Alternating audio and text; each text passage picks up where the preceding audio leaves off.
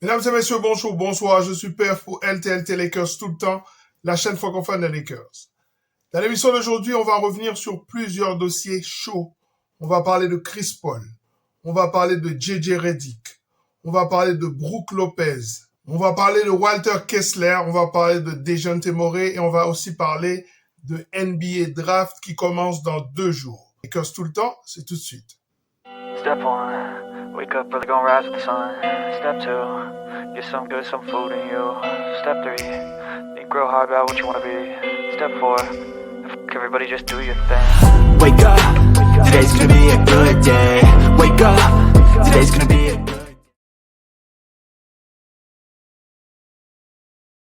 Selon plusieurs sources de la NBA, l'équipe est en train de construire un coaching staff d'expérience pour mettre autour de JJ Redick.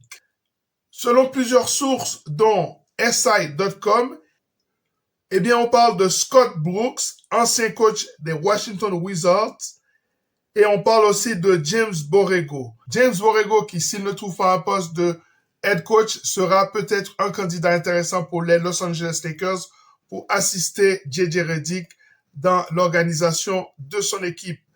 Pour rappel, JJ a été engagé sur base de ses connaissances de basket, mais n'a pas d'expérience en tant que coach.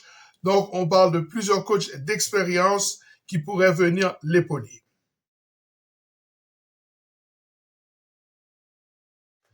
Deuxième information de taille, c'est l'information qui concerne Brook Lopez. Vous savez que pour moi, c'est un joueur majeur.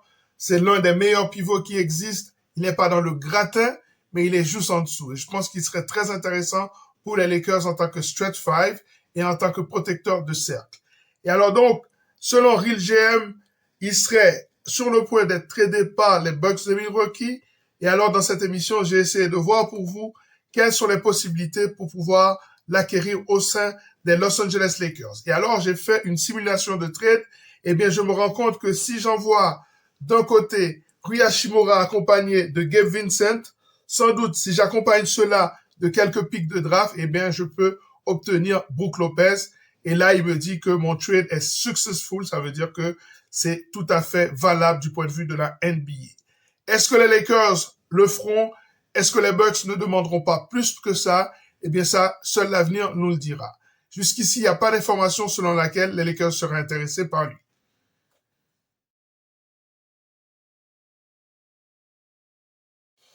La troisième information concerne Dejounte Murray. Vous savez que les Lakers avaient approché les Hawks d'Atlanta pour essayer de l'acquérir pendant le trade deadline. Ça n'a pas marché puisque les Lakers ne voulaient pas mettre Austin Reeves dans la balance. Eh bien là, ça va être beaucoup plus compliqué de l'obtenir puisque les Lakers n'ont plus D'Angelo Russell puisqu'on ne sait pas ce qu'il va faire en fait. Il pourrait décider de prendre son option ou de décliner cette option. En tout cas, j'ai fait là encore 2 simulations de trade pour voir si ça peut marcher du point de vue de la NBA et du point de vue des joueurs qu'on peut mettre dans la balance pour l'obtenir. Voilà ce que ça donne. Tout simplement, en mettant Austin Reeves et Gabe Vincent, je me retrouve à 22,5 millions de dollars. Eh bien, à ce moment-là, la NBA accepte ce genre de compromis, même s'il y a une différence entre les salaires. À ce moment-là, sans doute que les Lakers doivent mettre des draft picks et peut-être que Atlanta pourra mettre un élément dans la balance. Mais en tout cas, ce corps-là fonctionne tout à fait pour obtenir Dejounte Murray. Maintenant, est-ce que Atlanta va se débarrasser d'un joueur aussi intéressant pour Gabe Vincent et Austin Reeves? Ça, c'est une autre histoire. Mais on sait que les Lakers sont intéressés et on sait qu'Atlanta était prêt à le céder aux Lakers. Alors, j'ai essayé un autre trade. C'est pour ceux qui ne veulent pas céder Austin Reeves. Peut-être qu'ils voient le backcourt des Lakers, Austin Reeves et Murray, par exemple. Dans ce cas-là, les Lakers doivent mettre Hachimura dans la balance avec Gabe Vincent toujours. Et à ce moment-là, peut-être qu'ils pourraient récupérer un ailier comme Saddiq Bey. Eh bien, ça fera tout à fait l'affaire. Du point de vue de la NBA, eh bien, le trade, là encore, il est successful. La quatrième information de la soirée concerne Walker Kessler. Ce pivot de 2e année de l'équipe des Jazz de Utah serait en partance. Les Jazz seraient prêts à écouter des offres pour lui. Je pense que pour ce jeune joueur qui est capable quand même de bloquer 2,4 tirs par match, eh bien, je pense qu'il a une certaine valeur sur le marché, même si c'est quelqu'un d'assez fragile. Il a pas mal été blessé dans ces 2 premières années. Quelles pourraient être les exigences des Jazz de Utah? Alors là, je pense que les pics de draft des Lakers, ils passeraient dans une telle transaction. Mais en tout cas, du point de vue basket, c'est un joueur qui pourrait apporter pas mal de sécurité en termes de protection de cercle aux côtés d'Anthony Davis ou derrière Anthony Davis. Mais en tout cas, c'est très intéressant. Et là encore, du point de vue de la NBA, j'ai fait une simulation de trade. Voyons ce que cela donne. Mais dans son cas comme ça, je pense qu'un premier tour et quelques deuxièmes tours seraient obligatoires pour que Utah commence à parler avec les Lakers. Mais en tout cas, ce serait très intéressant de faire ce trade-là.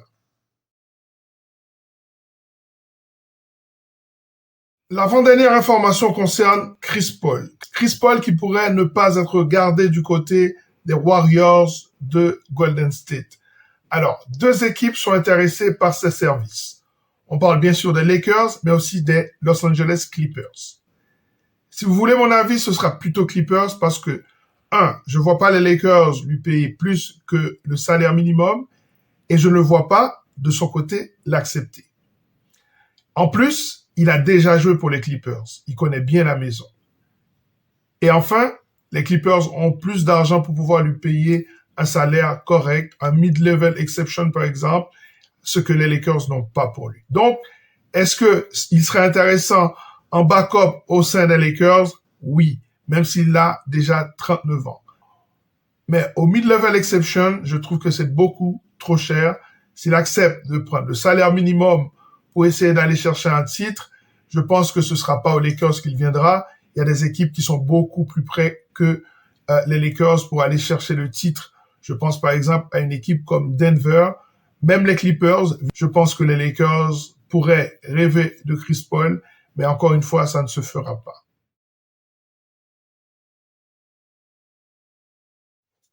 Alors, la dernière information concerne les possibilités de draft pour les Lakers.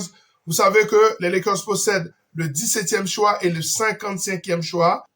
Selon ce mock draft de NBA Draft Room, et bien voilà les dernières tendances. En NBA actuellement, on parle des Lakers sélectionnant Kel'el Ware, c'est-à-dire ce pivot d'Indiana de plus de 7 pieds. C'est un joueur extrêmement athlétique, mais qui, à mon sens, manque de moteur et peut-être même un peu de QI basket. J'avais fait une émission où je vous proposais quelques bigs que les Lakers pouvaient aller chercher. Il faisait partie de cette liste. Allez voir cette vidéo. Eh bien, moi, selon cette configuration, selon cette information de Draft Room, eh bien, je suis pas du tout d'accord puisque je vois que Yves Missi est à la 19e position.